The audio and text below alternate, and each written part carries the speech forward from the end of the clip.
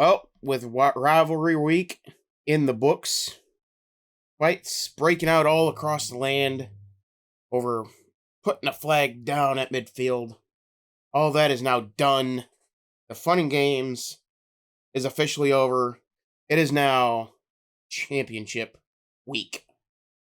And of course, we got to start out with the conference championship game that has been the must watch since its inception, since its the very first conference championship game. That is the SEC championship game. Georgia going back to the SEC championship game. I think it's 5 out of the last 6 or something like that. Something crazy like that. They have gone every year outside of 2020, I believe. Since 2017, I think. Don't quote me on that. But anyway, they've been here several times. Texas, this is their first rodeo. This is their first time in their first season in the SEC. And they are 60 minutes away from winning the SEC championship, securing the number 1 seed in the college football playoff. Now, Texas, I want to do a if they lose scenario here. So if Texas loses, I think the most that they're going to fall is getting a home game in the playoff. Now, Georgia, on the other hand, it's all or nothing. They are either getting the first round bye as SEC champion, or they got to go travel in the what is essentially the wild card round of the college football playoff. That is it. There is no in between. There is no in between. I would be shocked if we got a home playoff game in Athens, Georgia. So, it's all or nothing for Georgia. For Texas, you don't want to play that extra game, especially coming off the SEC championship game. I think there's about a 2-week stretch in between. I could be wrong on that, but I think it's about a 2-week stretch. And so, you have all the marbles. And I think the college football committee is going to, with Selection Sunday coming up this weekend, they are going to essentially make sure that the number 1 seed gets the easiest route because they've earned that right. So I think there's going to be a lot of shuffling around. The overall rankings are going to make less sense, but the playoff bracket will. I hope it's a complete inverse of what we've been seeing so far from the College Football Playoff Committee. With that being said, let's take a look at round 1 of this game, shall we? We got Georgia and Texas. Earlier in the year, in Austin, Georgia pretty much dominated the Longhorns for most of this game. And of course, this was the game where the crowd threw an absolute temper tantrum, threw stuff on the field, was able to get the call changed on the field. And, yeah, that started a whole spiral. So, if we take a look, neither quarterback played good in this game. They both played okay to bad. Carson Beck, this is one of, I believe it was 3 games of throwing 3 interceptions. Carson Beck's not going to do that again. I doubt that he does. Only 4.3 yards per attempt, 56% completion percentage. He was going through a slump. But over the last couple games, he's worked his way out of it. Now there's still a running game problem, which is not going to get solved here because Texas's defense is really good. Quinn Ewers had a little bit better of a day. 2 touchdowns, 1 pick. 58% completion. So, but Quinn Ewers, he's not the healthiest right now. He's on a bum wheel right now. So that's going to help the Georgia pass rush, which can show up when needed. So, as a Dogs fan, hopefully they show up. Hopefully. There's now Texas, they're coming off a emotional big win at Kyle Field against their rival that they haven't seen in nearly a decade and a half. That they had to win that game in order to get here. Georgia, they went to an 8 overtime marathon with their rival in Georgia Tech. It was it was a fun game as a fan. Took years off my life. So it is certainly going to be an interesting one. Now,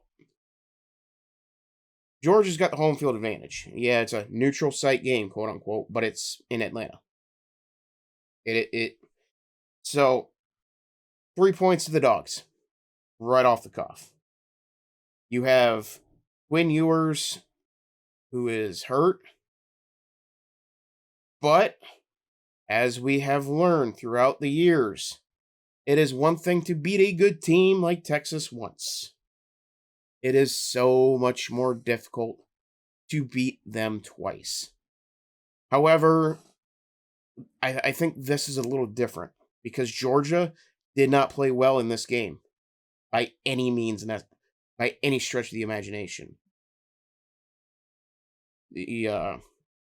As I mentioned, Quinn Ewers, 0 touchdowns, 3 picks.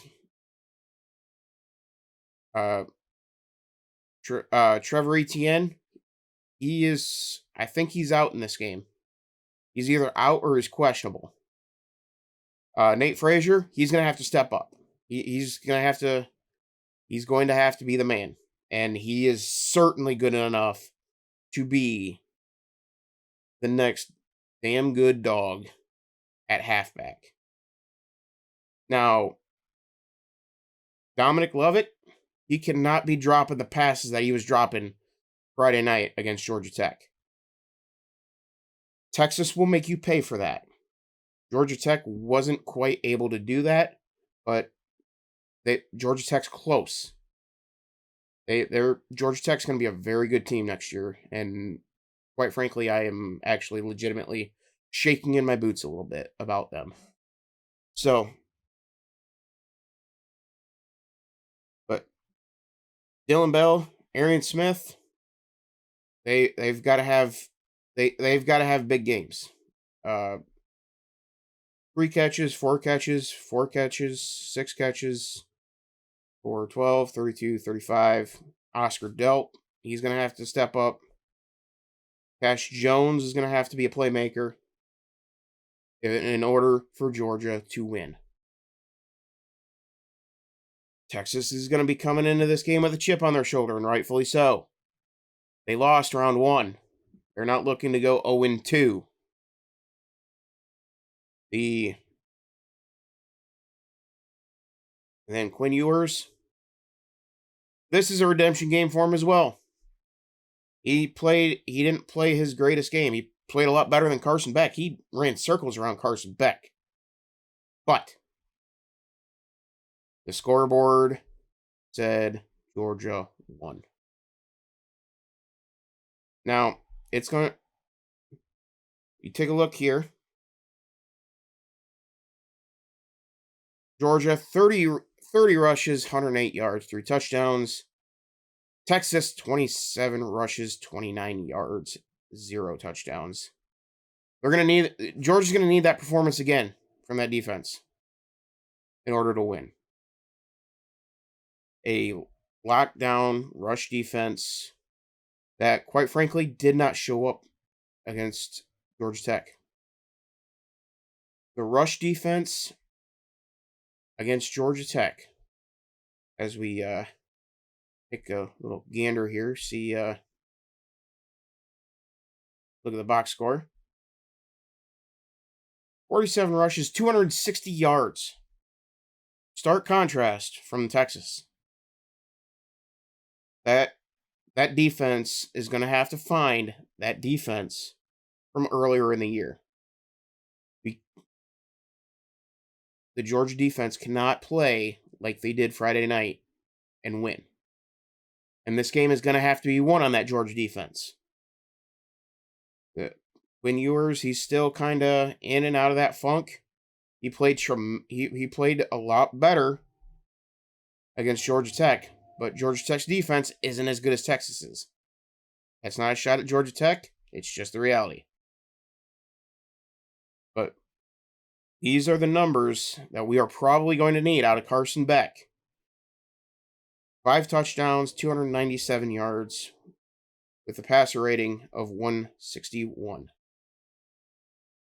That is the performance that we are going to need. And the rushing offense has got to get better. It cannot be. You cannot have, what was it, 108 yards on 26 rushes. That cannot happen. If those numbers are anywhere close to that on Saturday for Georgia's going on the road. And they're going to have to win on the road against a tough team. Either a Penn State, Ohio State. Just judging by the way that it usually shakes out in these situations. Now, Texas, on the other hand, their offense was a bit of a tire fire against A&M. As we take a look here, in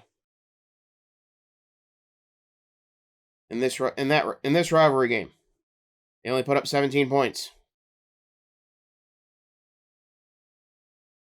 And they were able to run the ball 50 carries, 240 yards, and a touchdown.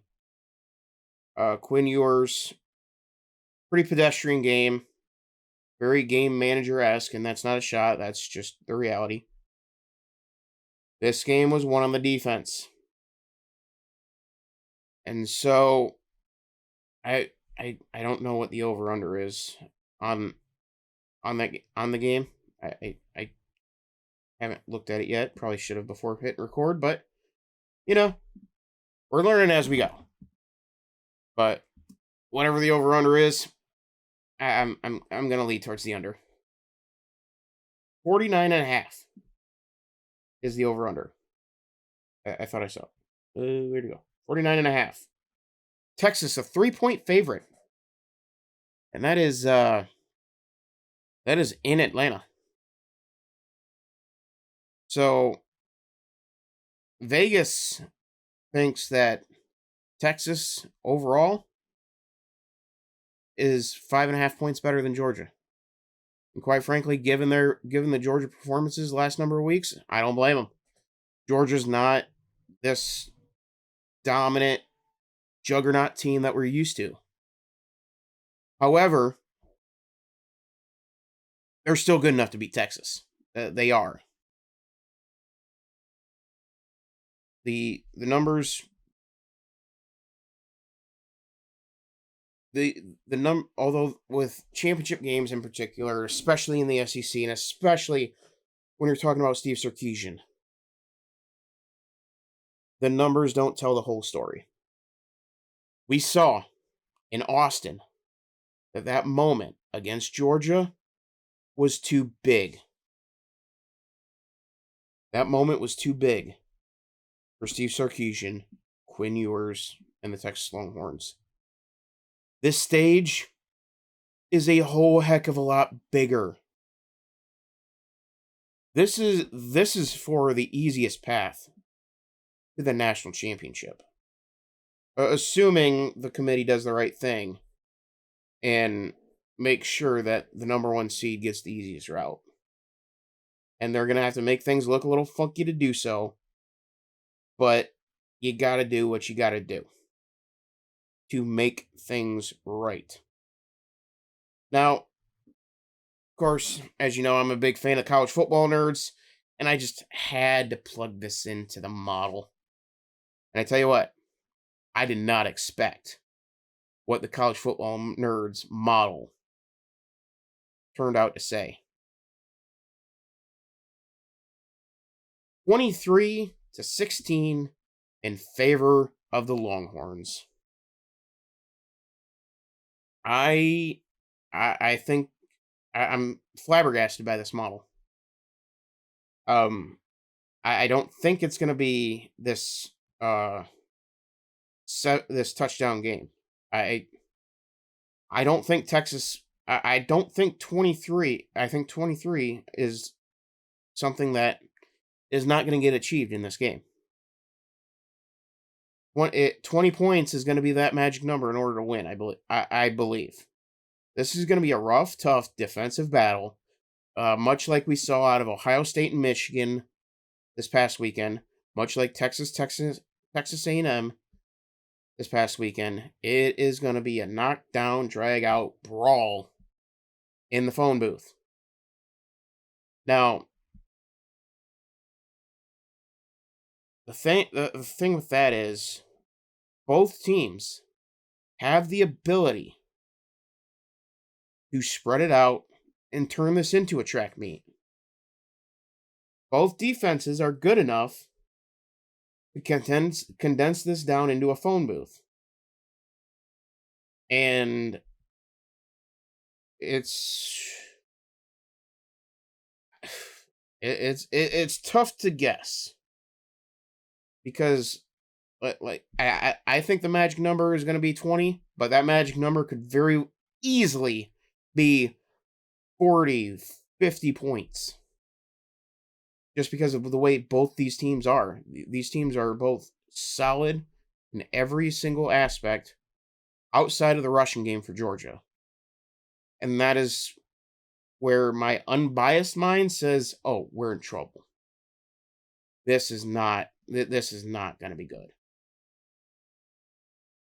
I mean, Texas is averaging a full extra rush yard, almost 2 extra passing yards, a full yard, about a yard and a half more per play.